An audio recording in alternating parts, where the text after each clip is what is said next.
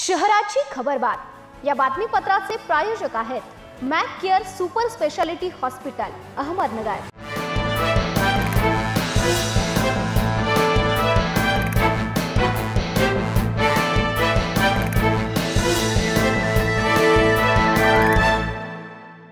नमस्कार, मी निर्जला। न्यूज 24 सह्याद्रीमध्ये तुमचं स्वागत। पाहूयात अहिल्यानगर शहरातील महत्त्वपूर्ण बातम्यांचा आढावा शहराची खबरबातमध्ये। शहरातून अल्पवयीन मुलींना पळवून नेल्याच्या घटना दररोजच घडत आहेत। 2 दिवसात 5 अल्पवयीन मुलींना पळवून नेल्यानंतर मंगळवारीही 2 अल्पवयीन मुलींना अज्ञात व्यक्तीने पळवून नेल्याची घटना तोफखाना व कोतवाली पोलीस ठाण्याच्या हद्दीत घडल्यात। पीडित मुलींच्या नातेवाईकांनी या संदर्भात पोलीस ठाण्यात फिर्याद दिली आहे व वडगाव परिसरात राहणाऱ्या एका महिलेने दिलेल्या फिर्यादीवरून तोफखाना पोलीस ठाण्यात अज्ञात व्यक्तींविरुद्ध गुन्हा दाखल करण्यात आला आहे।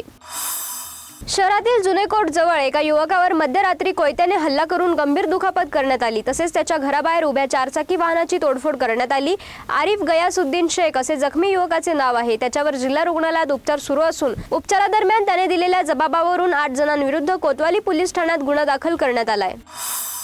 शहरातील काही स्वयंघोषित पुढारी राजकारणाकडे करिअर म्हणून पाहत असतात, मात्र आम्ही विकासात्मक कामातून सेवा म्हणून पाहत आहोत। शहराचे वैभव कसे वाढेल यासाठी आम्ही सर्व विषयांवर काम करत आहोत।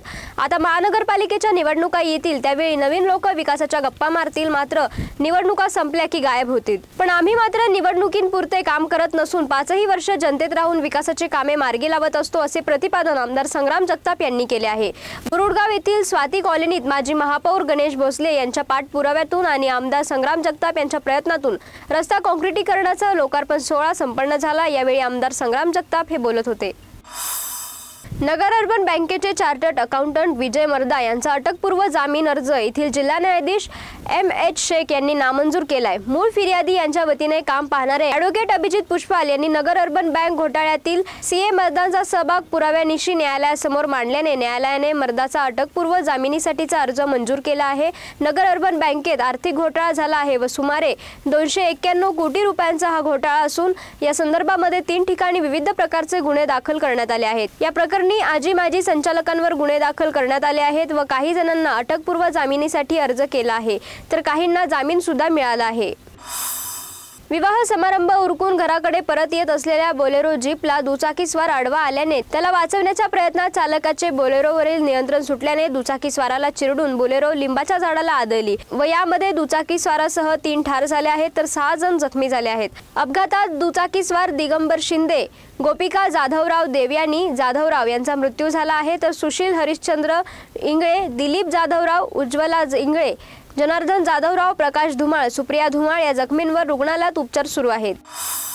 शहराची खबरबातमध्ये इथेच थांबतोय, मात्र तुम्ही पाहत राहा न्यूज 24 सह्याद्री।